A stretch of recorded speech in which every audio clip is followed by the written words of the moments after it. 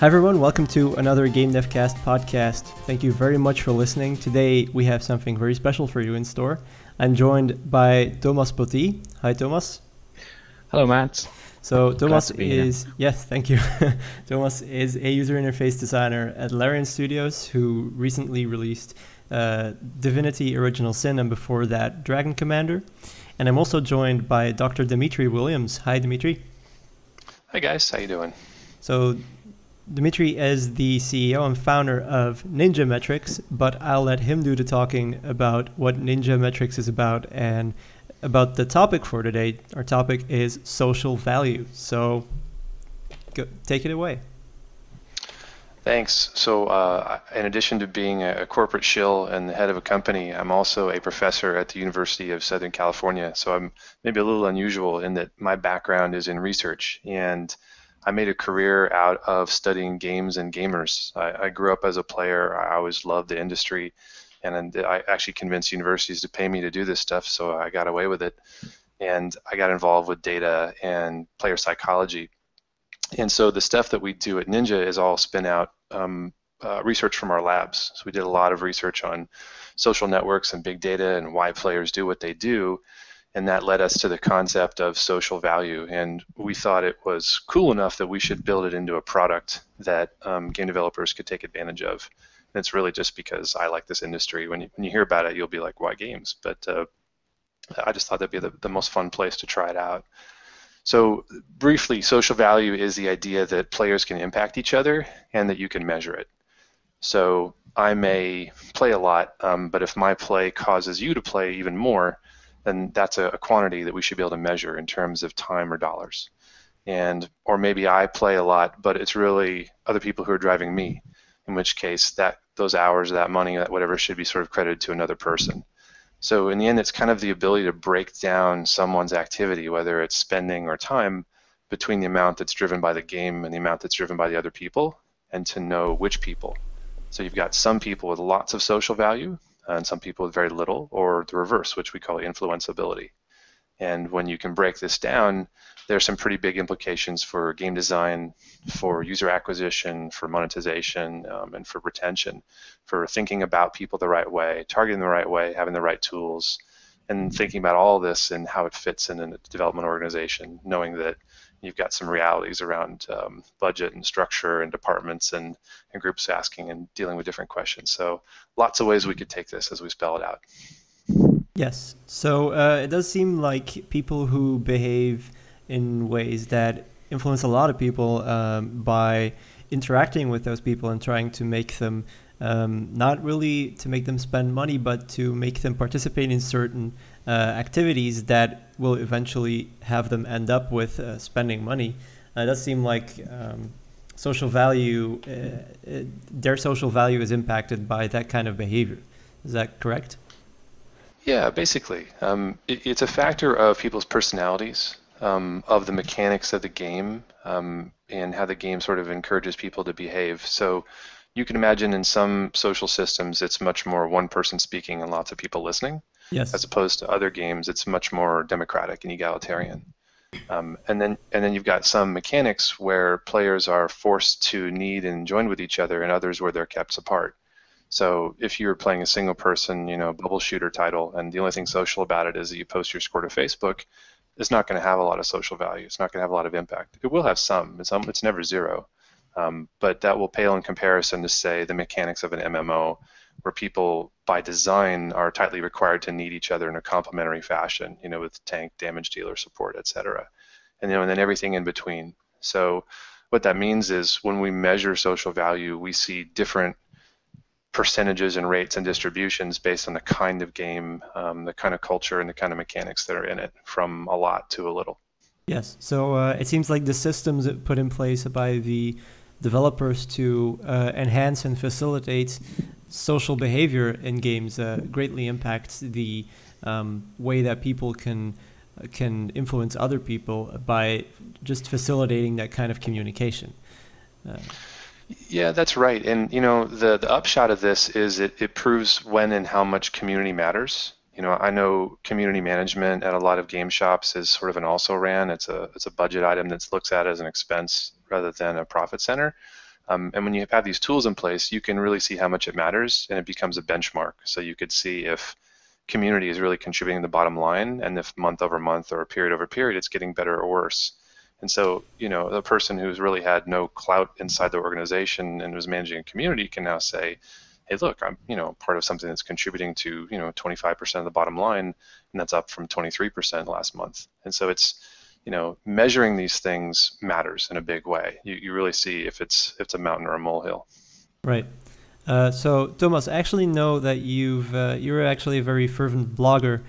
So I know that you have some opinion about this kind of topic where you play a lot of games that kind of facilitate this social behavior. So what are your thoughts on existing systems that people can use to kind of influence each other?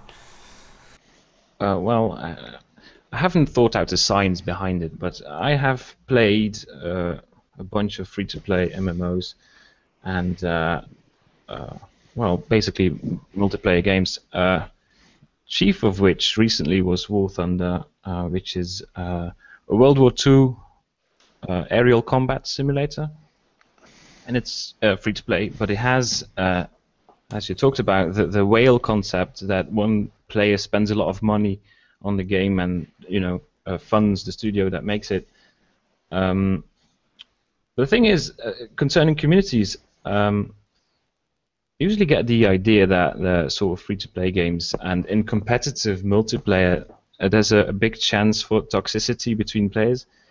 And what you were talking about, Dmitri, was that it sounds like we could influence these game makers to make their game less toxic to the players by treating the whales more fairly, for example, or softening the competitiveness for these free-to-play games where you need to score to get some value out of it to justify the time playing it. So, yeah, I mean, it's a problem, and I hope it can be a solution to actually measure things or behaviors inside the game to make for a better game world. So you're actually, I think, if I may interject here, I think you're actually talking about people who either spend a lot of money or exhibit toxic behavior that you can define that as trolls, I guess. People who kind of tend to chase away other people. I can give you a very concrete example in the game War Thunder is that so you only get the in-game currency by shooting down other players. Mm-hmm. But that's a very lengthy process of dogfighting and patience and reloading and all that. So in order to get your payoff of all the effort you're putting in, you need to score the kill. But then it happens, as with many games, that someone else takes the kill and gets the points. Right. Which means the first person gets very frustrated, and in this game specifically, will often shoot down the person that took their kill. Which is not good. Yes, well, that does tend to happen when that's the concept of kill stealing that you're talking about. Yes, I actually saw a very interesting. I'm not sure whether it's a solution for that problem, but I saw a very interesting implementation of a possible solution to that problem in Guild Wars 2, where the amount of contribution that you had to a specific event would result in you getting a specific amount of loot, where it would be graded in tiers. Yeah, I've seen that also. Sometimes that shows up in League of Legends, where if you're playing on the ARAM bridge, now that you get proportional money for the kill, that seems like a shift they've made. But Thomas, you brought up a couple really interesting points, and one is about whales and the other is about toxicity. And I've thought a lot about these, and I think there are some real solutions for them. On the whale side, it's not a healthy system to have 1% or 2% of people paying for everything. It tends to lead to some not great design values and to some poor player communities. When we do measure whales, those are people who spend a lot. But if you've done this break apart of social value versus game value, you find that there are people with massive amounts of social value who might not spend very much.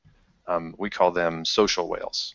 And so these are people who can be very important, even though they don't spend money or spend much money. A person who maybe spends $5 or €5, but who generates another 100, like a 20x on their own importance and value.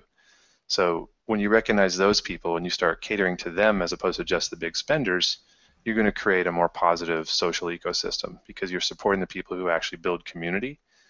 They'll lead to more spending, so it becomes a virtuous cycle. The toxicity side is really interesting, and I've done a fair amount of thinking about this because when you have this social value breakdown, let's say that let's make Mattias our troll, right? And he's got a what we call an asocial spending lifetime value of, let's say, $10, and his social value is negative $20. It's minus. So that means that he looks like he's making the company $10, but in the net he's actually costing the company $10 because his impact when he gets into a game, he makes other people quit. He kill steals. He shouts juvenile comments. He says all the bad things that we're used to hearing and get sick of and walk away from. So you actually cost the company money. So having this breakdown of social value and seeing it negative lets you see if it's so negative that it's worth doing something about it. And there are a lot of really interesting tools that developers could, quote unquote, do something with. And your first impulse is get out the ban hammer. But my sort of sense of justice is take all the trolls and pool them with each other, right? Player match them into one sort of evil domain where they just sit there and hate on each other, and so they literally don't pollute the rest of the pond. Right. And you can very easily see this when you look at negative social value, and you can make determinants. And maybe you test it. There are probably lots of ways that, with the right designer, with the right context, you think of smarter, more nuanced solutions. But it's usually not just let's ban them. But step one is identifying them, and now we can. Right. That's actually a very interesting concept where you put trolls together, because I saw that done in GTA 5, where they would actually pool the people who were cheating instead of banning them. They would actually pool them on the same server and have them cheating with each other, so that you had people cheating against people who were cheating, which it's kind of the same idea on the social behavior front and the social science front, where you actually show someone that what they're doing, if it's done to them, that it's not fun at all. I guess that's. Did it work? Well, apparently they had some very interesting experiments with that server where they would simply let the code run loose and kind of break the world for the people who were cheating. So that the developers basically went nuts on that server. They just had fun with it because the people who were on there were the people who were breaking the game anyway. So they just thought they would see what happened if you kind of messed with that. Which is, I love it. Yeah. There's nothing more fun than social A/B testing. Yes. Very puppet master. You do things at university we're absolutely banned from doing, and you get to do them whenever you like. I can be quite jealous. Yes. But it was interesting to see that where you would have those people, some of those people actually realize, okay, this is not fun, and they would behave afterwards, and then the other people would just quit.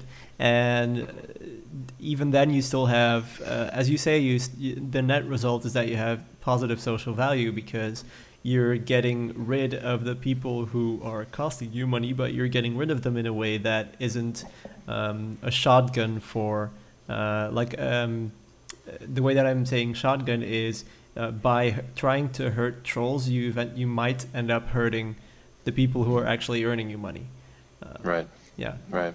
Well, you know what this is. It's a reminder that no metric and no analytics are good without design values informing how they're used.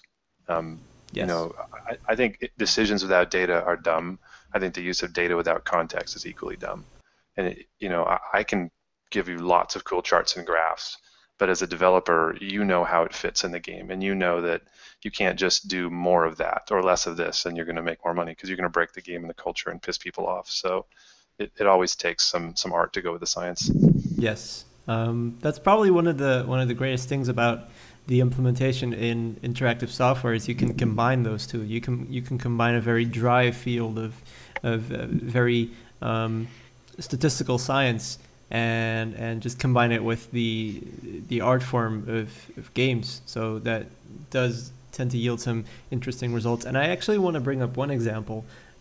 Is I think that Minecraft is probably a very good example of people having maybe not the I don't actually know if they really fit the description of the social value, but I think that the giant community around Minecraft, extending its lifetime way beyond the probable original intent of the creator, is a very good indication that a community like that can keep a game running for incredibly long times. I think you're right, and apparently Microsoft agrees to the tune of $2 billion. Yes. Announced yesterday. So, yeah, community matters quite a bit.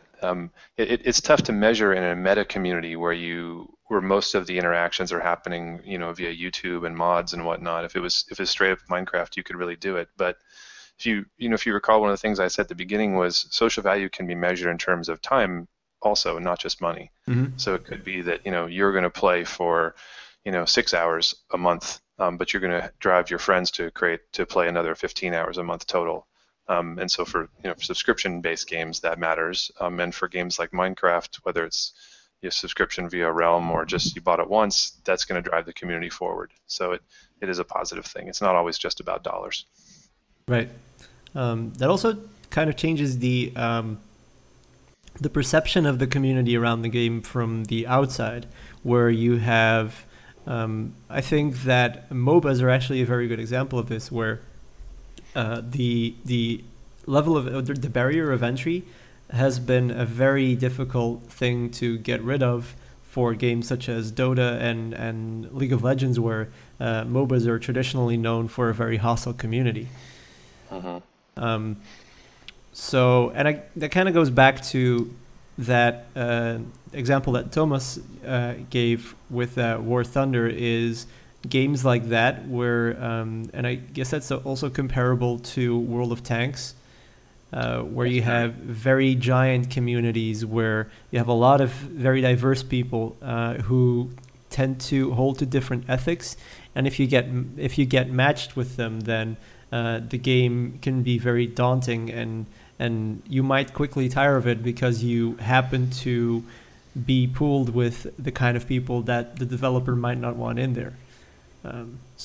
Good matchmaking algorithm seems like a very good thing to have there.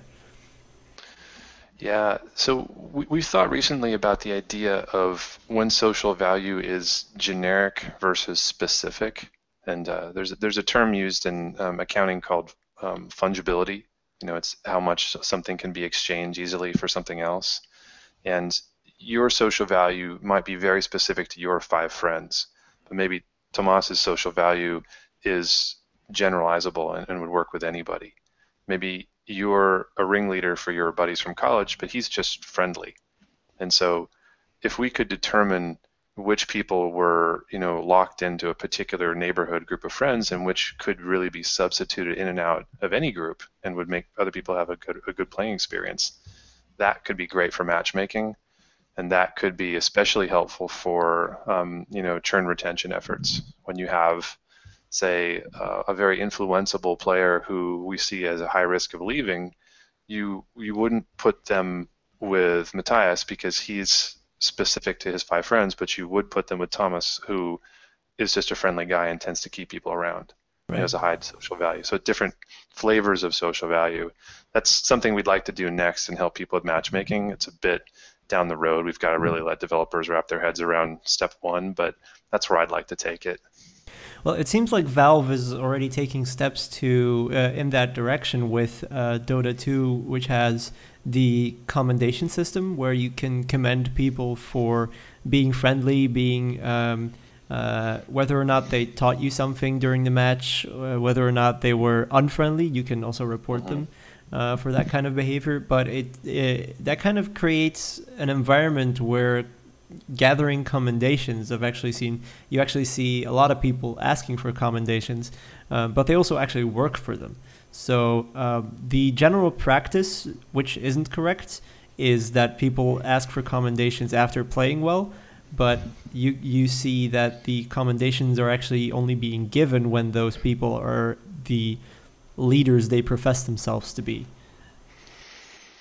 Yeah, I think that's a great system, and you've seen it in Dota and in LoL. And it gets to this. I'm going to be professor guy for a minute.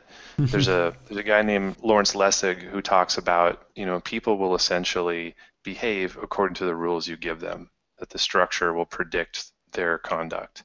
And so if you set obvious carrots and sticks out, then people will behave better or worse. And so you've seen people first introduce sticks. If you do this, we're going to ban you.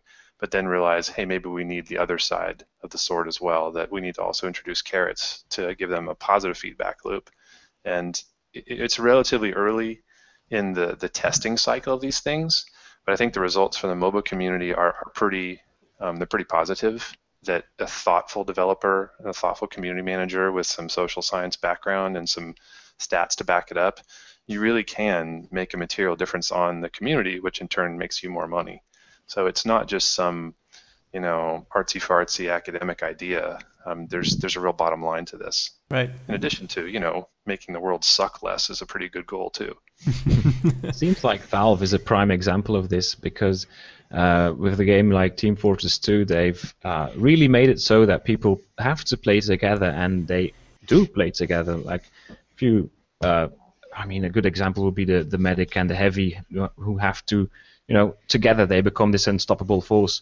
So both players benefit from working together. And but they've been very progressive in data mining too. If I remember correctly, they data mined Half-Life 2 quite heavily, and there was this particular sequence in the game that their data would show that many players would die at the same time, at the same moment, in the same part of the game, and they made it easier in a patch so that it wouldn't be as frustrating. Right. Well, that's quite right. Valve has employed a guy named Mike Ambender, who is a social psychologist, PhD, very similar background to myself, very smart guy, knows and loves games, but also knows the science and also knows the data. There aren't a lot of people like that. But when game companies have the budget and can hire, Valve has the luxury of having plenty of cash on hand to do this kind of stuff. But Microsoft does it, Blizzard does it, Riot does it. There are a number of pretty progressive companies. That it's hard to attach a budget item to something which looks like feel-goodness. But these studies and these results show that you hire the right people, and they could make a huge difference on your bottom line and your player experience. And so it's really a combination of social science and computer science done by people who know and love games. And I see more and more cases of it at the big studios, not very much in the small and medium-sized studios who can't afford it or don't know the tools might be available elsewhere. Right. So, Thomas, I'm going to actually bounce it back to you. What are your thoughts on the implementation of this kind of system in games that you've played? Can you think of any specific examples, other than Valve games, of course? Of these team play mechanics? Yes. Which games would you say that you've played kind of benefit from these kind of social mechanics? Well, nothing comes to mind specifically, but MMOs are a good example. If you have the tank, DPS, supports structure, the Holy Trinity, they really reinforce themselves. So it's hard to say. What about Guild Wars 2, perhaps? Well, it's a specific case again, because they kind of eliminated the Trinity so that you could, every character on itself would be a Trinity, and I'm not so sure it benefited the game that much. But of course, they had their, sort of reward system. No, I'm talking about the event system. Oh, where yeah, you have an area, and there's an event starting up, and everyone gets a notice from, come on, come play, and yes. So you all band together in this huge fight. But I'm not so sure people are actually helping each other. They're just, bashing the same enemy, healing themselves, and doing damage themselves. That's a good point, actually. I've never actually thought about it in that kind of way, because it also seems in that game where you have these events where you have a specific, where you have a limited amount of enemies, where you have people racing towards the enemies that you have to kill in order to get the highest amount of loot, where you again see kind of that system of kill stealing, because there are so many people there that most of the enemies who spawn will already be dead by the time you get there. Yeah, there was this period in Guild Wars 2 not too long ago, I think 2 months or so, where there would be a concept of an area train, and a train in the sense that everyone, walks in group to an elite enemy and kills it, and then goes on to the next elite enemy and kills it, and so on, like 4 or 5 elite enemies. And so one group of people would be called a train. Right. Now, everyone had to sort of agree on the fact that this was the train in which to walk. So, but there could be multiple trains, kill stealing the elites from the other trains. So you get these really heated arguments of people shouting their heads off that this is the only train, this is a train, next target is this, and it was, I mean, it's fun if you can walk in the train and get the loot that you want. I mean, you get the kill rewards. But then again, it wasn't a really good thing, especially if you were on one of the smaller trains. So they patched it out, and I think rightly so. Yes. So I think you were starting to think of an example that you were going to come up with. So what was that example going to be? You were leading up to the Holy Trinity, I guess? Well, only in the fact that Guild Wars 2 kind of did away with it and eliminated that sort of social structure that becomes the tank, DPS, and support. It was a shame, I think, but I also think that many people tend to play MMOs as a solo game, and which is contradictory, sadly, but yeah. It is, but maybe there's always a kind of you should be afraid of people you don't know, so you just play on your own. Yes. People like to play near each other, even if they're by themselves. It feels less lonely. It's actually something that's been researched fairly heavily by some. There are 2 guys who work for Ubisoft, Nick Yi and Nick Ducheneau, have a paper called Alone Together, where they look at Warcraft logs, and they find that there are a large number of people who they play to be close by, but they don't want to quite engage, which is very counterintuitive. I mean, if you wanted to play a fun game, there are games with better graphics and better storylines than an MMO, but it's something that feels a little, it's innately human. And you go into these online environments where you don't know and you don't trust anybody, that you should be suspicious because people behave badly. And that's why game mechanics where people are forced to need each other are actually a very good thing. And where I think your example of where they took away from it by making everybody be able to play everything, it breaks down that structure which was there propping up trust in an otherwise very untrustworthy environment. Right. Yeah. Because the anonymity can be poison online. So you've got to have these structures which will give people an excuse to trust each other. And then good things can happen. You take it away, bad things happen.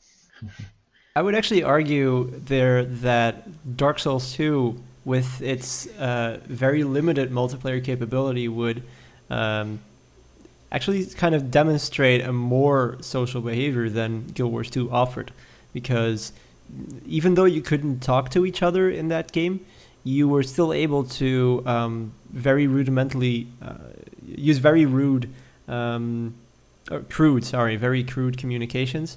And most of the communication actually just happened by playing through the game, because the game is so notoriously hard that any help is welcome. And when you get lucky and find the summoning symbol of a person who can cast spells, which is usually the thing that deals the most damage, then you're going to be very happy. And I found myself, when I was playing that game, to be more satisfied by being joined by a random person that I didn't know who he or she was, where he or she was from, which guild they were in, which player group they were in. I only cared about the fact that they were there and they were here to help me. So people who play well in that sense are usually the people who are going to get summoned more and are going to make the game experience more enjoyable for the people who do the summoning, which in that sense kind of lengthens the lifetime for those people who are playing and who are having the enjoyable experience, as compared to the people who summon someone who is just standing there passively and not doing anything useful. But then again, there's a lot of benefits from helping people in Dark Souls. For one, you can make your intentions clear by equipping some kind of ring that is linked to a covenant that sets out to help people. Yes. But it's also a very low-risk undertaking, because if you die, you don't lose all the progress you've made.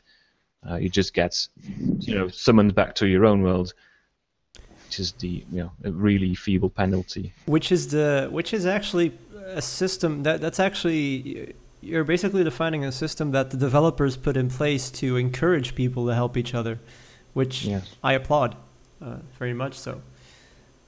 So, Dmitri, what would you say about that? What are your thoughts about a system like that, where you take away communication but enable and facilitate people in helping each other?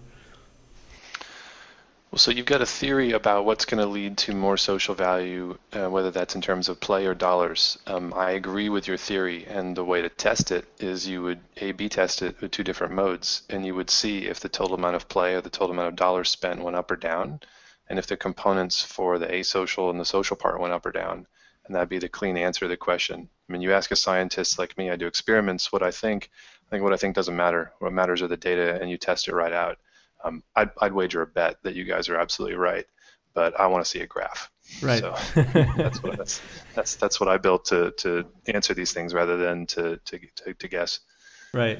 So speaking about the technicalities, I think we're kind of leading up to that. We had one question being asked by someone outside of the podcast who was very interested in learning how the technical implementation of a system such as these social value measuring systems actually happens. Does it happen through SDKs, APIs, plugins, custom source code?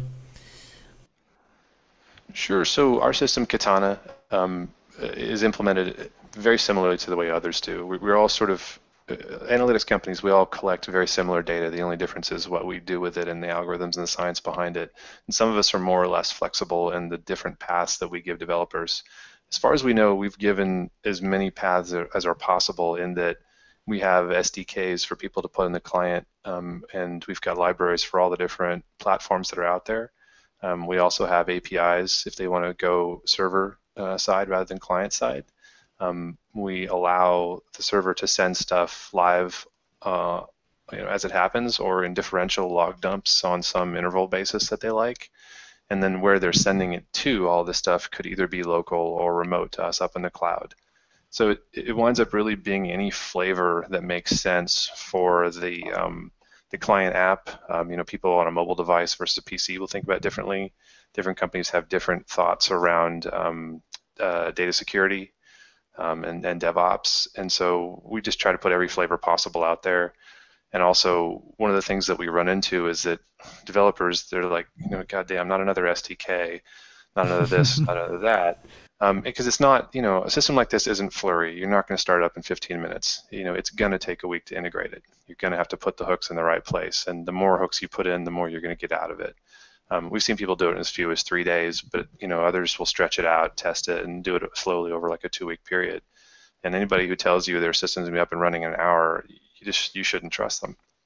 So yeah, a lot of people, we just say, just give us the logs and pay us, and we'll parse it all and take care of it for you, because we've done this a bunch of times. And most devs we run into, if they're more than medium size, they'd rather throw money at it than scarce engineering time, because they're always concerned with deadlines and patches, and the guys are always swamped. I mean, I have engineers. I make my engineers do the same stuff, so I understand the same dynamic inside game shops.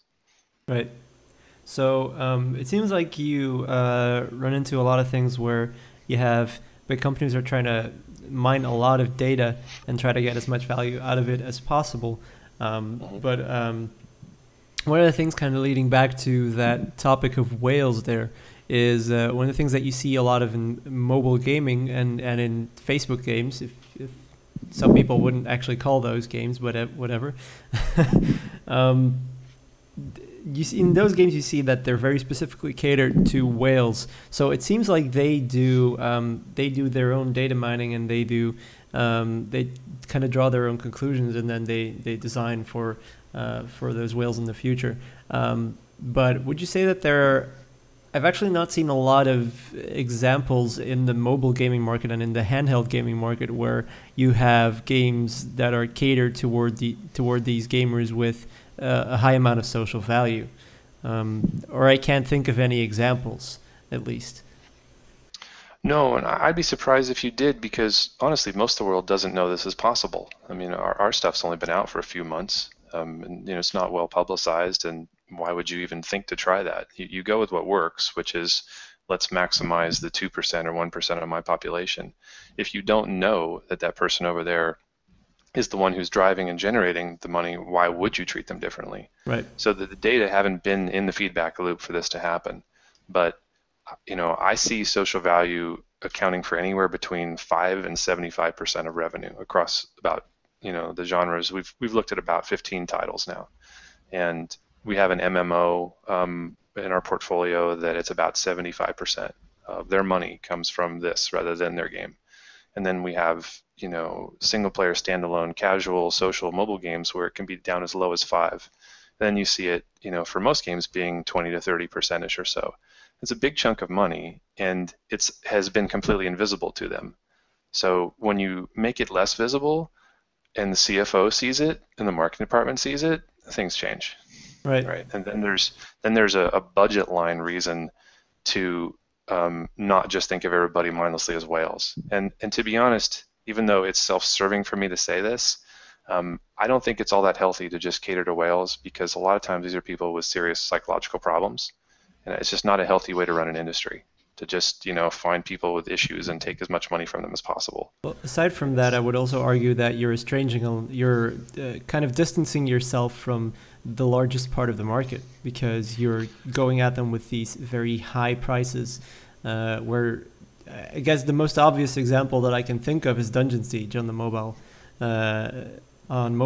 where there was just an incredibly toxic reaction from pretty much everyone because they catered so much to whales. You mean Dungeon Keeper? Dungeon Keeper, sorry. Yeah. Sorry. Yeah. Not Dungeon Siege. Infamous example. Yeah, very infamous example. Dungeon Siege is a completely different franchise, so yeah, all these confusing titles. But yes, Dungeon Keeper. Yeah, I mean, I completely agree. On the other hand, when you have 100,000 games a year or whatever coming out, every possible approach is going to be tried, and the market's going to do its work. Yes. And as long as that game is profitable, that game is going to be made. The only case you can make is that if you do it in a more humane way, could you also make money, or could you even make more money? And so that's the signal that the market needs to see to react. Otherwise, it would be status quo. So there's the argument that there is the approach for short-term gains and long-term sustainability, right? Yeah, certainly. And once you have more publicized cases, it's an easy case to make. We have this one title, Imperia Online, that's in our portfolio, where we're just publishing this finding out with some of the press right now. There's a massive amount of their bottom line comes from social value and social interactions. It's really compelling. And the more stories like that get out, the more people would be like, oh, well, what are they doing? Let's try that. Are they just squeezing the whales, or is there really a social thing going on? I think that the telling piece will be when a company can take social value, strong people, social whales, do something and create a positive ripple effect that's good for the players and not just good for the company, and that the players have a better time and they make more money. So here's the analogy I like to use is, let's say you have a bunch of patrons of your coffee shop, and you've identified the one person who is the big sort of social whale who comes in. And the first thing you're going to do is be like, all right, let's give that guy or that girl free coffee. But what you have to realize is they're coming to that coffee shop to talk and hang out with their friends. And the friends are coming to talk and hang out with them. And so maybe you shouldn't just think about monetizing them more. You should think about the experience they're going to have at the coffee shop. And so maybe you find out that they all want to watch the same football match. So you set up a nice couch in the back and you put the game on the screen, and what's going to happen? Number one, they're going to have a better time. Number two, they're going to stay longer. And then number three, because all those things happen, they're going to buy more coffee. And so you don't necessarily have to think about squeezing that first person so much as promoting the friendship between them and the others. And so the analog in games is, I found this social whale. I don't necessarily want to make them spend $8 zillion more. What systems can I come in to make them have more fun with these friends, which I can see on paper is generating more money? How can I strengthen that? How can I make them have a better time with each other? If it's a racing game, maybe you give the two players an exclusive track to share with each other and they feel cool and they're like, hey bro, let's go race on this track. I don't know. These things are for what developers can come up with way better than me.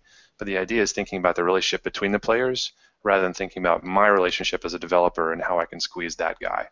And I think that's going to be the positive feedback loop. It's going to make people more money, and it's going to broaden the audience and make people have more fun. Right. So the idea. Oh yeah. Sorry, Thomas. Go right ahead. I would add to that analogy by saying that a pub or a coffee shop with people in them is more attractive to visit than an empty pub or an empty coffee shop. Indeed, quite right. So I should have adjusted this for the European context and gone with pub. So I think the important message there is that you should, rather than try to monetize, which is like the upper layer of what you see your customers as, is walking piles of money. You really should see them more as people who are going to spend more money if they have more fun. So instead, you should think about how you can facilitate that kind of behavior and facilitate them having a positive relationship with other people playing the game. Well, it's both. People are never going to stop squeezing rich people who want to spend money, and that is the genius of the free-to-play game, is that you didn't set an artificial floor or a ceiling. You have people spending as much or as little as they want. And if someone wants to spend $600 a month and it's not because they have psychological problems, then great, let them. But don't ignore the other types of people who really want to have fun with each other and set up mechanics for them too. I mean, do both. I don't see it as mutually exclusive. Right. From a personal perspective, what I can tell you is that I've played a number of free-to-play games, one of them being PlanetSide 2, and I've had the experience where consistently when I did spend some small amount of money, usually somewhere around 15 euros, then I always very consistently had a better experience. So it seems like free-to-play games are starting to get the message that you have to make sure that if people do spend money, then they can spend the amount of money that to them seems appropriate, and just make them have a lot of fun with spending that amount of money that they choose to spend, rather than forcing them to spend an amount of money that you as a developer think is appropriate. Yeah, that's right. One of the other things that we've seen very consistently in the data are that whales and social whales are never the same people. There's just different player types, different psychologies. If you imagine your group of friends outside of games, there will be a person who spends the most money, but they're never the same person who's the most influential on others. It just never happens. And you find the same thing. It's different types of players and different types of relationships. And by seeing these data, it's stark in front of you, and you can't help but notice it, and you're going to start catering to those different types of psychologies and communities differently. So, data are good. Yes. I would ask if the subscription model or the premium models, if that actually forces people to become less social. I mean, if you pay for a game and you're in a game with people who do not pay for this game, you might feel more entitled to, preferred treatment or an advantage of some sort. Well, if you're split from your friends and you've put a velvet rope between the two people, then you've made the social value less possible. And there, the opportunity cost is, am I going to make so much money by doing this, two-class system that it's worth it? Or do I want to make a more permeable barrier between the two and try to get the fruits of both? And that's really a place where developers can experiment.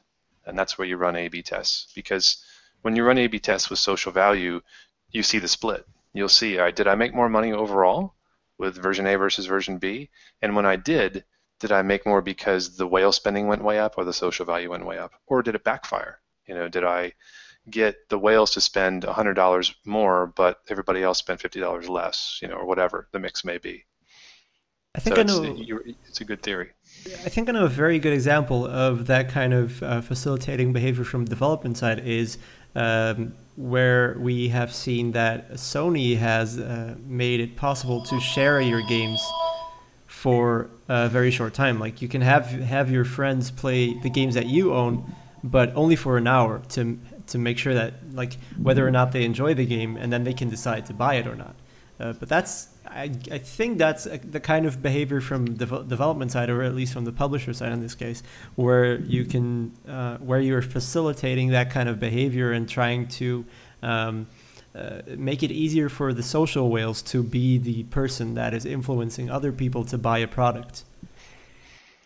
Yeah, I think it's a very smart strategy. I mean, you see a health club, they'll say, refer a friend and get your first month, a month of time free, and anything that you reward someone to grease the wheels there is going to be a good thing. I always liked the system in City of Heroes and EverQuest 2, where they put in systems where the lower ranked newer player could play as an equal in a complementary way with a higher ranked, more experienced player. In other words, they took that friction away, that if I'm level 6 and you're level 60, damn, we can't play with each other. I mean, that's just dumb. I mean, why put barriers between friends? Do something that fits organically in the game by making them complementary. Or in EQ2, you could mentor down. In City of Heroes, the sidekick sort of effectively mentored up. Those are, I think, all great tools to play with. Yes. I think one other example of that kind of system is, I'm again going to Guild Wars 2 for this one, because if you are at the level cap and you go back to the starting zones, which is traditionally for MMORPGs, is traditionally an experience where you can just basically stand around in a bunch of enemies and not die even a little bit. But in Guild Wars 2, they made it so that your level actually scales down to the area that you're in. So you can go to an area that is above your level and you will die instantly. But if you go back to an area that is below your level, so if you're at the level cap and you go back to the starting areas, then you can still die from enemies that are there because your level is scaled back to that starting zone. Which is a very interesting way to do it, because that actually makes sure that if you have a level capped player, he won't be the one that is stealing the precious loot that the starting players are trying to get to, which is an interesting approach to kind of evening the balance and trying to even the playing field. I thought this mechanic would have been copied multiple times in other games, but it's a bit of a frustration for me to see MMO developers still copy World of Warcraft instead of something else. Yes, it's hard not to copy when something makes that many zeros. Yeah. But then again, the list of failed MMOs that copied it is also growing. Sure. At this point, it's probably time to try other stuff. But, folks have. There's good experimentation going on. Like I say, there haven't been tools to know when it's really working and when it's not. That's, I know it's very self-promoting, but that's one of the things that excites me about our stuff is you could know. There's no more like, I don't know if it's working. Yeah, you can back up your claims and not just say, look at this, we can make the same amount of money by copying it. Yes. Which I think is actually happening with MOBAs more and more and more, where you see a game that was recently released or announced by Crytek, who are making a MOBA, and they put a very, very high emphasis on the fact that your match could never, ever, ever last more than 20 minutes. I think you can almost make a drinking game out of trying to count the number of times they said 20 minutes in that 1-2 minute trailer. So it's it's kind of ridiculous. Short attention span theater. But the thing that I saw there was that they're very much going after the people who are frustrated by matches and MOBAs taking 45 minutes or more. Whereas, and that's something that I can very much recognize in matches that I've had myself when I was playing Dota 2. Dota is the kind of game, and League of Legends is a lot less like that, where Dota is the kind of game where you can lose the game in the first 5 minutes and then continue losing for the next 45, which is very frustrating. to say the least. But yeah, well, yeah, I can't blame Crytek for alleviating a specific kind of frustration for their game. no, absolutely because, not. Yeah. But it's interesting to see that they're going after a target audience that they think has been created by a frustrating situation in other games of the same genre, which is very interesting to see from a development perspective. Is that they're trying to kind of take away the frustration by countering the thing that creates the frustration. But the question is, will it work?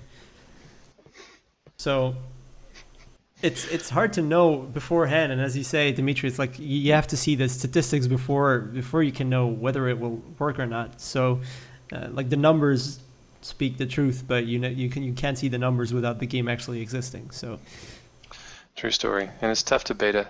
You really have to get a representative sample. It's a challenge. But I thought that's what everyone used Canada for. Maybe I'm wrong. Use Canada and Australia. That actually goes into a very interesting area there, where how do betas actually come into play with these kinds of data mining things? Well, not well often. I mean, they're good for server loads and bug fixes, but you often can't get the right kinds of social structures in place fast enough to see long-term effects. Short-term, it's fine. If you want to jump in, do a quest with some strangers, and that's the mechanic you want to test, you'll find it. But if you've got some longer-term thing, the betas are, they're wiped half the time. They only last a certain amount of time, and the sample of people you pull, if it's friends and family of you and the developers, that may or may not be representative of the kind of larger population that you're going to have when you go full launch. And so it can be dangerous to look at data, especially social data from betas, unless you've been thoughtful about the kinds of people and the relationships and the mechanics you're bringing in. It's certainly better than nothing, but as with any, I think I said this before, I'll beat the dead horse, analytics without context are stupid. Yes. So you've got to know. So is it a different case when you talk about early access games, where you can start playing the game way before it actually releases? Like there's a very much. Yeah, it's better. Yeah, there's a lot bigger time scale there. That's much better, because those are actually the people who will play afterwards. You're probably going to wind up skewing to the more hardcore of the players, and so that may mean more intense players, may mean younger players, and may mean more male players. And so, like, you could imagine more damage dealers in the Holy Trinity show up early. Probably, you probably don't have a bunch of support class people who jump in, like, can't wait to get in the beta and heal people. Like, it just doesn't match personality-wise. So you can get some skews, but at least it's going to be the same people who'll be there after. So right. It's not bad. I guess the risk there, and this is something that early access, or the concept of early access, has been criticized for very widely, is the fact that, and you bring up a very interesting example there, where you start to develop for the people that you have in your early access. You start taking their criticisms to heart, and you start taking their feedback to heart, and trying to create your game and patch your game and sort of develop your game to cater to the people that are already paying for your product. But then you might end up skewing your game to only cater to a very specific part of the metric, and then you release, and then you see, oh wait, I've catered to only the damage dealers, for example, and my original intent was to create that trinity, but now I see that I only have one part of the trinity. So that doesn't work, and then the people who come in at launch and they pick the other parts, then they see, oh well, this class isn't balanced at all, and then they just leave. So it's a real fine line. I was at a GDC a couple years ago, and David Edery, he's a game developer, he's a friend of mine. They did Triple Town and has a Spry Fox Games in Seattle. Really smart, really thoughtful guy. Always worth seeing if you're at a show. He essentially was talking about Realm of the Mad God, and he was saying we had all this feedback, and I just thought they were wrong. I just thought his vision of where it should go was so strong that he said, you know what? I think they're wrong. I think they're loud. I think this is a bad sample. I'm going with my gut. And he did, and he was right, and it worked out, and it made for a better game, happier people, and more money. And it was very, very clear cut. So if you're smart and you have good vision, you're okay. But that's easy to say and hard to execute on, Yes, right? yes. Not everybody's Dave Edery, so. Easier said than done is the thing there. Yes. Yes. But it seems like the key thing there is that you need to have strong vision. Like, you need to know where you're going, and you need to stay the course instead of trying to cut corners and veer off course just to cater to a bunch of people who may or may not be representative of your final target audience.